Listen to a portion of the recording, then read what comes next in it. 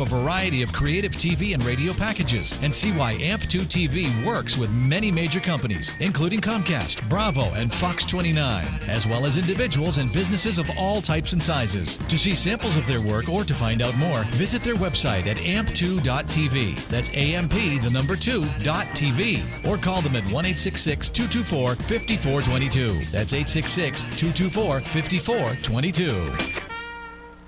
Want to make your smartphone brilliant? One tap creates a virtual wine fine tuner.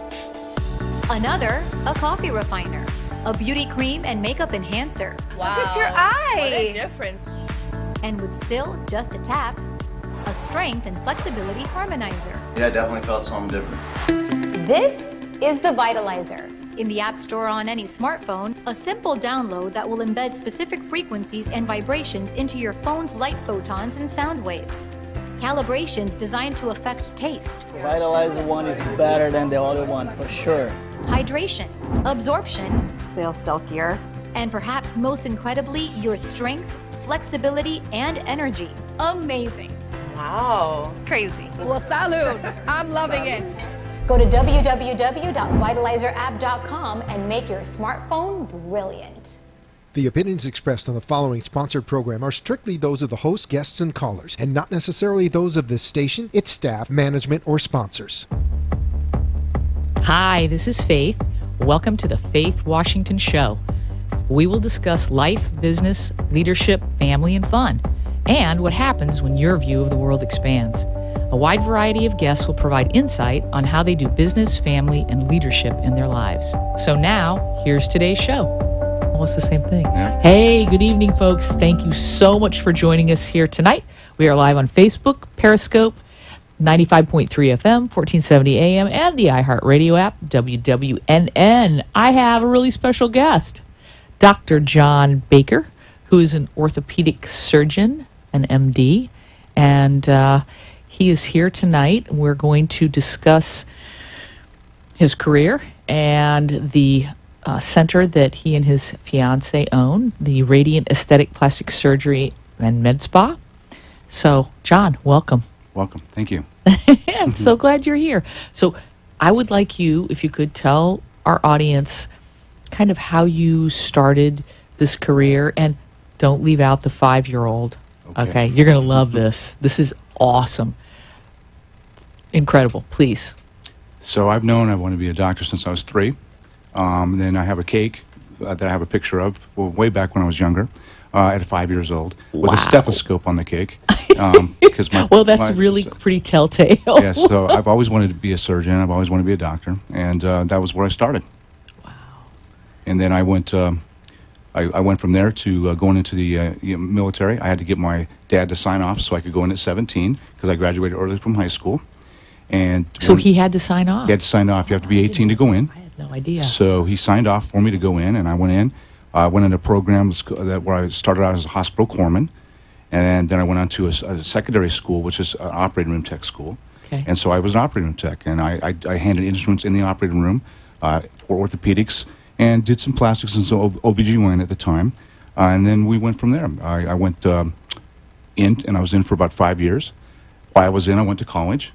Taking courses online, and when I got out, I went off to college at University of Nevada, Las Vegas, in Vegas, from where my family's from. Okay. My family's from Utah and Vegas. And after we did that, I went on to medical school at New Orleans in Tulane, and then I did quite prestigious, I might add. At the time. Yes, it was.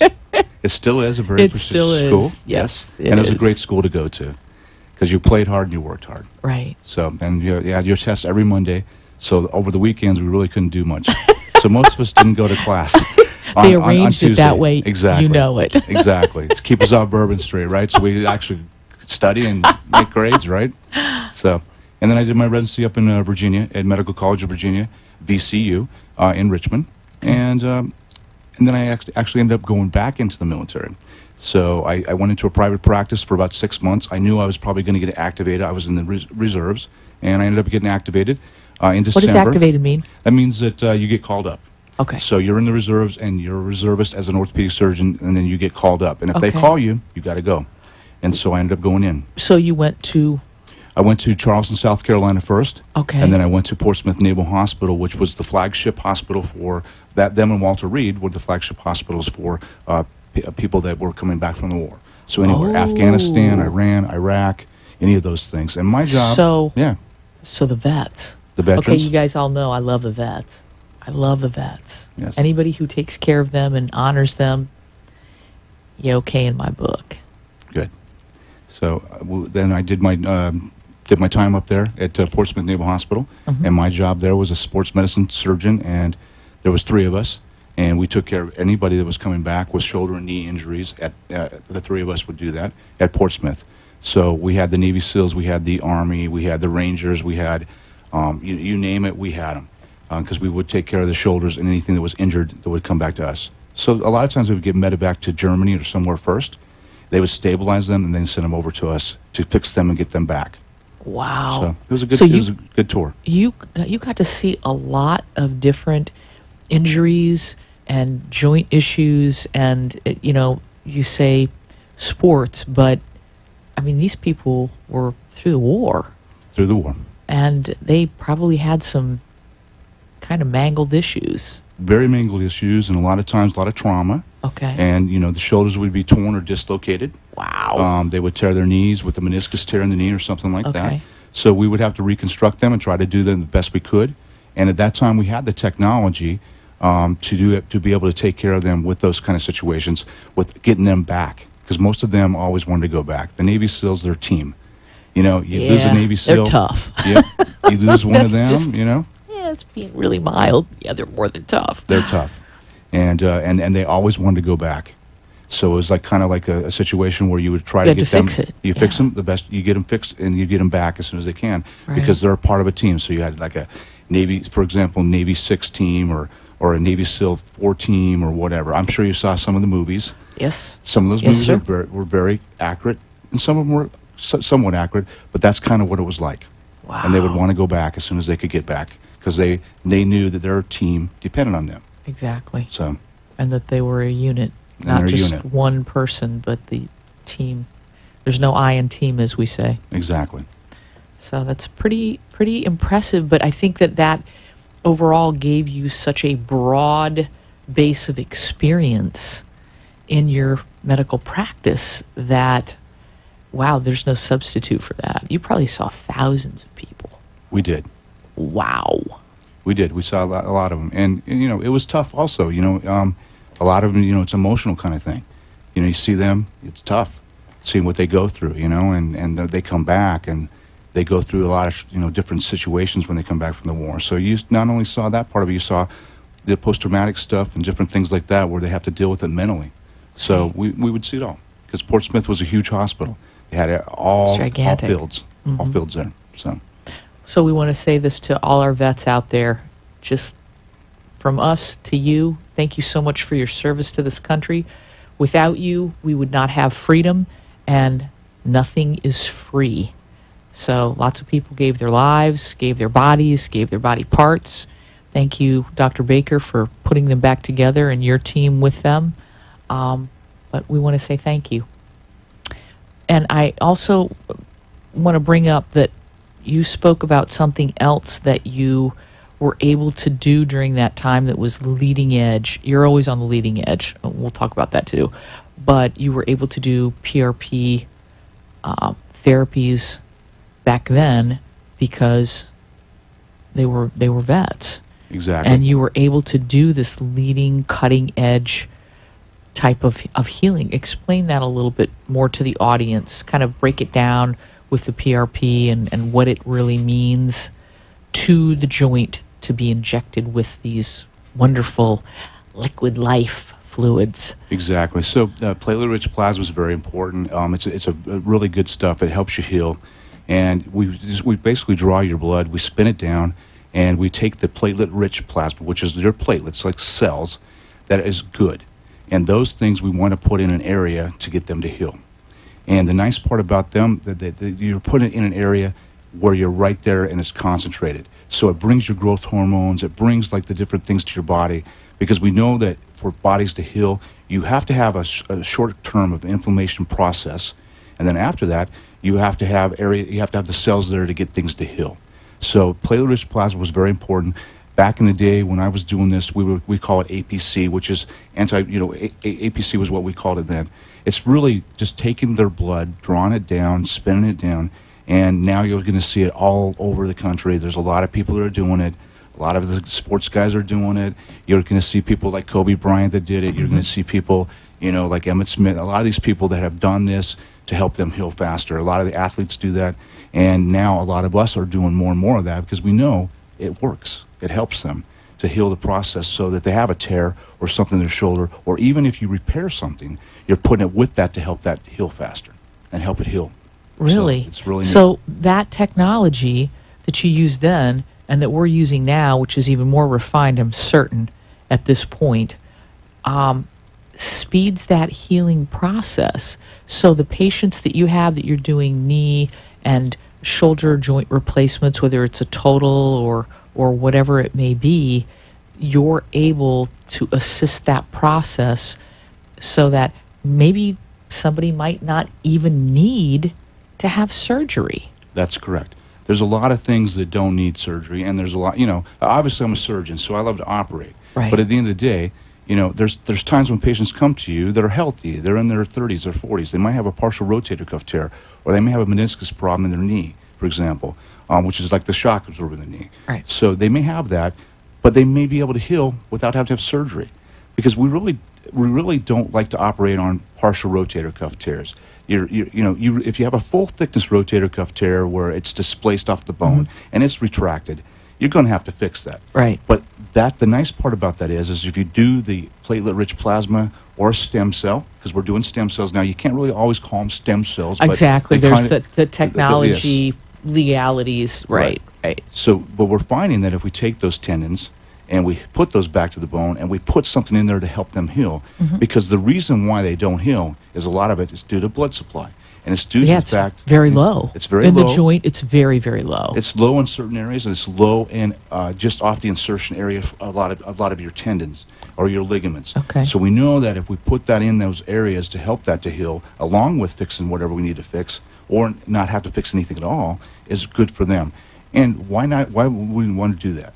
I mean, if you have a young 40-year-old patient that has a partial rotator cuff tear, why do you want to operate, go in there, clean up the tear and smooth it out, okay, and then open up the bone? You have to do what's called an acromioplasty, so you're shaving off this bone. Yeah. Why do you want to do that if you can do a platelet-rich plasma on that patient, and that patient can heal? And that's our technology. We have that now. And a lot of times we can do that with a stem cell. So what we call them stem cells, but really what it is it is cells, but we take it off the amnion or the chorion part of the placenta. Okay. And there's only certain areas in the country that you can do that. Right. And then we take about a cc of that, and we'll put it sometimes with PRP, or we can just inject the stem cell itself. Okay. And those help heal, because you're putting these cells in an area that's going to help that to heal. And it's really cool. And because that area has such a low blood supply, that's really the point, is to take that concentrated healing potential, the cells, and putting them in the areas so that the body will absorb and utilize what it needs, because it's not getting it from the blood. Exactly. Which is incredible. And it gets some from the blood, but I mean, if you're concentrating that to that area, that's really what you want to do. Right. To get it to heal. Get them back to doing what they want to do. I mean, we're living so much longer nowadays. Agreed. Agreed. And people are healthy, and young people. Back in the day, when I first trained, we were, sometimes we'd go in and take out almost an entire meniscus or a big chunk of the meniscus, because we had no choice, because that's what we did. We scoped it and we did that. Now we can go in there and we can smooth out that meniscus and try to put something in there to help it heal. Like the meniscus, like I said, is like a little shock absorber in your knee. Right. So I kind of relate that to like a spring or a shock absorber on your car. Right. Okay, so the shock, say a couple of those coils of your shock go out.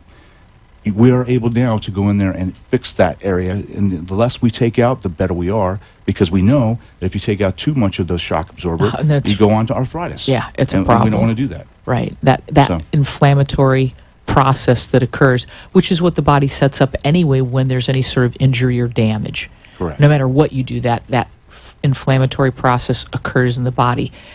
Do the stem cell PRP, do they actually reduce that inflammation? Well, PRP can be inflammatory when you first put it in. Right. So some patients, when we inject it, I like to do a lot of the injections under fluoral to make sure that we're in the right spot. Yes, exactly. So we'll do it Fluoroscope. under fluoral. Fluoroscope is actually, just so that you folks know, it's basically a device that allows them to inject it pretty much exactly where you want it to hit. Exactly. It allows you to see into the joint or Right. around it. So. And it's important because you want to make sure you're in that area. And also with the knee, you want to make sure you're past what we call the fat pad. And the fat pad's like a little area inside the knee. And sometimes when we do a steroid injection or we'll do a PRP or whatever, you have to make sure you get past that fat pad and into the joint to make sure you're going to put it in the right area. Yes. So you can see that under fluoral, make sure you're in. And in the shoulder, with the rotator cuff, you can have what's called a bursal-sided or a glenohumeral-sided Right. rotator cuff tear. So the cuff is on both sides inside the shoulder joint, and it's also on the bursal side underneath the acromion. And those areas, you want to inject that area. If you have a bursal-sided tear, for example, which is on the upper surface of the tendon, Right. you want to inject that area. If you put it in the joint, it ain't going to do anything. It's going to do zero. Zero. Yeah. So you yeah. want to kind of put it where it's going to help them. Right. So it needs to be more targeted. So once it's targeted, then you get that first inflammation, and then the body begins to heal itself. And it brings cells to that area. Got it. And that's the big thing. It stimulates cells to that area with the growth hormones and the things that are going to help the body heal. Just like your normal body would heal, but as we get older, sometimes it doesn't always have those kind of cells. They're decreased, and we know that because we degenerate in our Of course. 30s. Of course. You know, and that's that also brings us on to another subject that we got to speak about, and that's weight loss. Correct. That your med spa and the surgery center, and I want to give some information here, folks. It's called Radiant Aesthetic Plastic Surgery and Med Spa, and their phone number is 561-501-4482. 561-501-4482.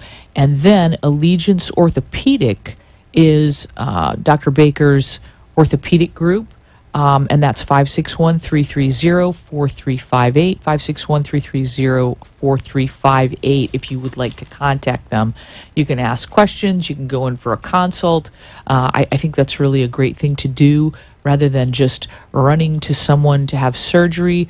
That's something that, you know, you're very much on that leading edge. And we spoke about the weight loss and how critically important it is for people to have a proper BMI. Correct. Which is your body mass index. Correct. And that body mass index is an indicator of how much body fat your body is holding.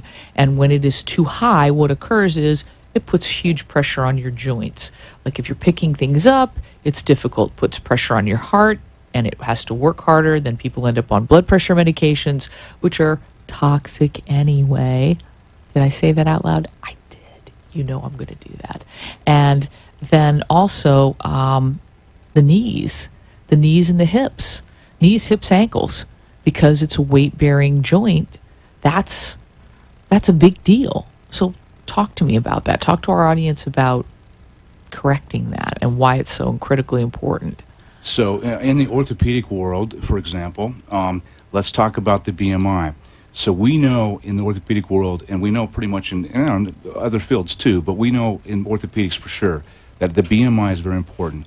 If a BMI is over 40, and that's a very high BMI, you want your BMI to be in the 20 to 30 range.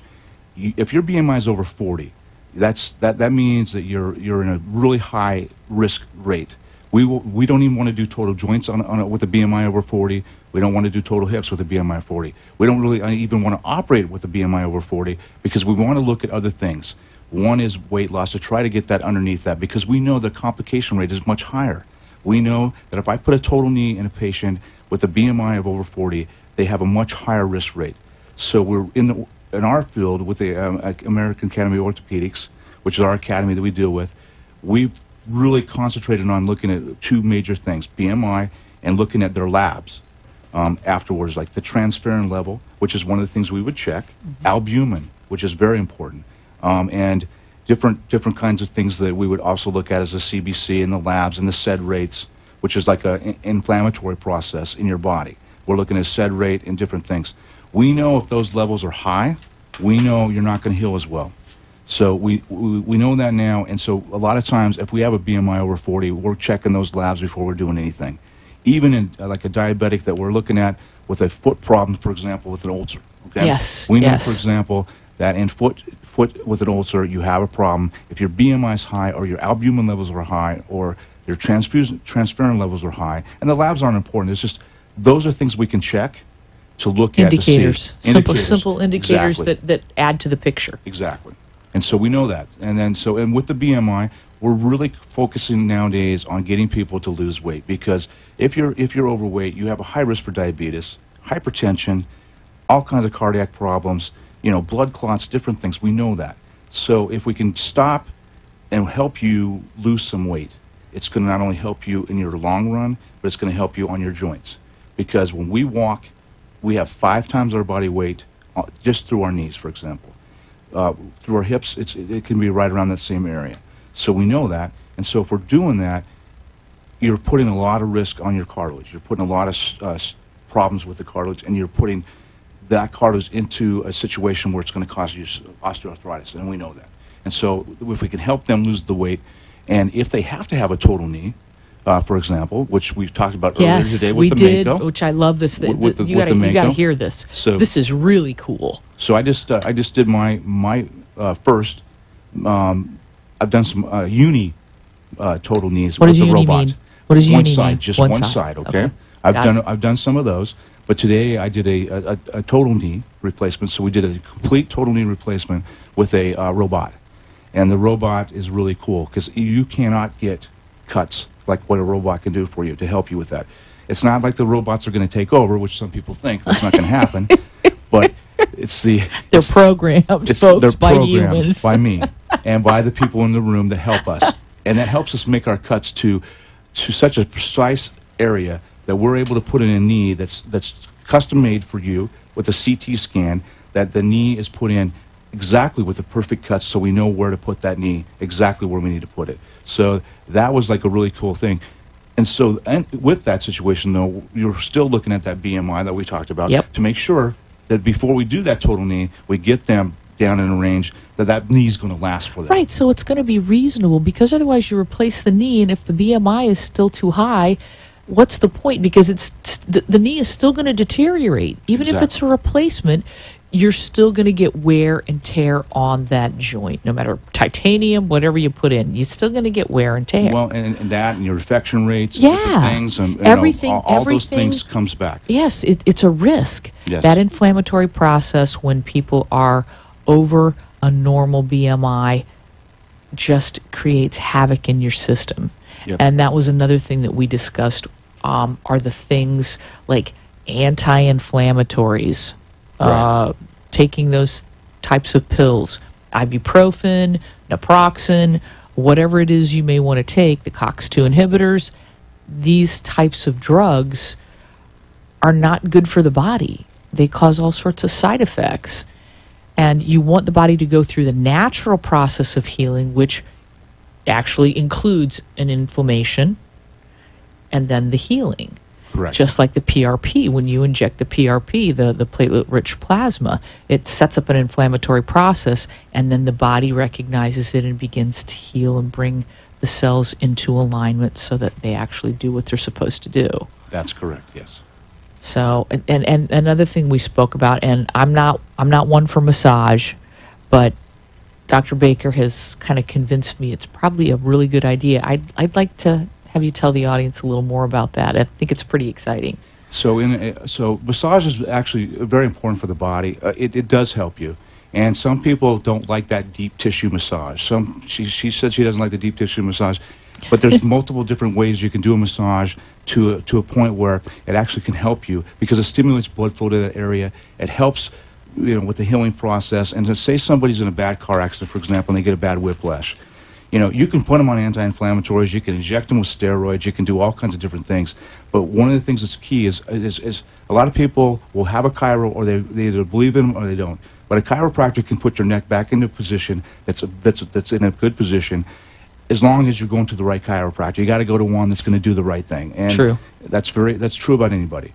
So some people have gone to chiros and like, oh, I don't like chiros because they did this and that or whatever, but they can help you. And then the massage can help because it does stimulate blood flow along with the therapy and along with treatments for that. And anti-inflammatories are good sometimes.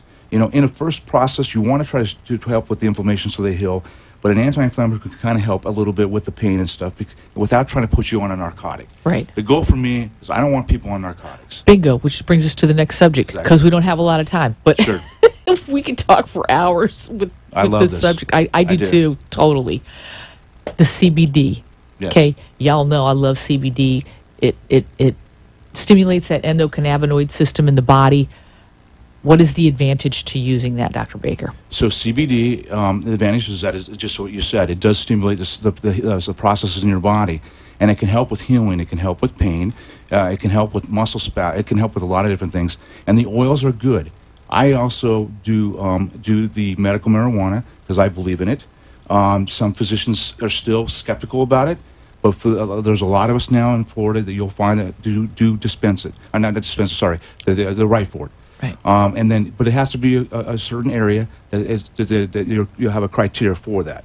So with that being said, the CCAM, that's the name of my company, is the medical marijuana, and then along with the oils, you can do the oils and the medical marijuana, or different things and different stuff. The difference is that if you do the oils, you can only use 0.3% of THC in those oils. But we know that THC also helps you.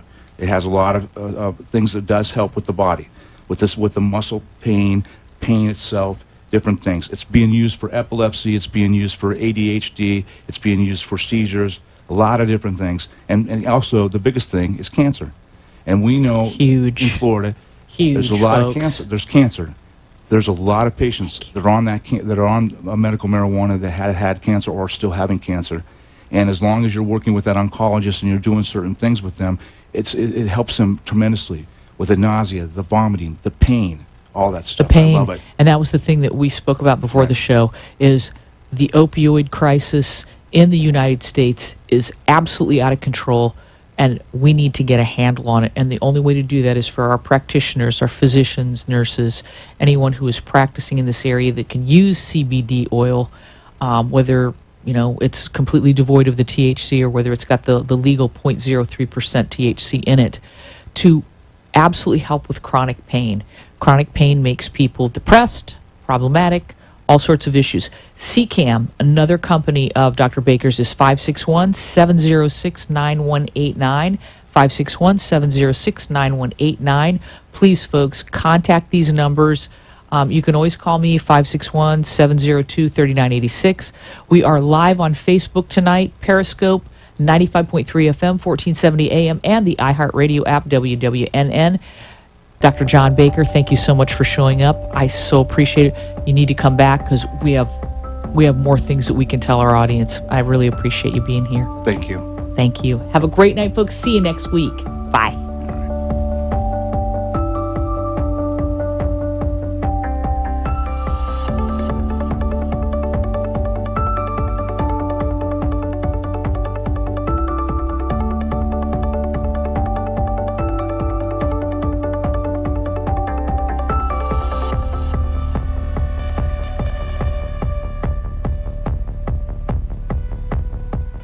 You've been listening and watching The Faith Washington Show, where we have widened your view of the world. Our guests share their business, family, and fun life hacks to make your world better.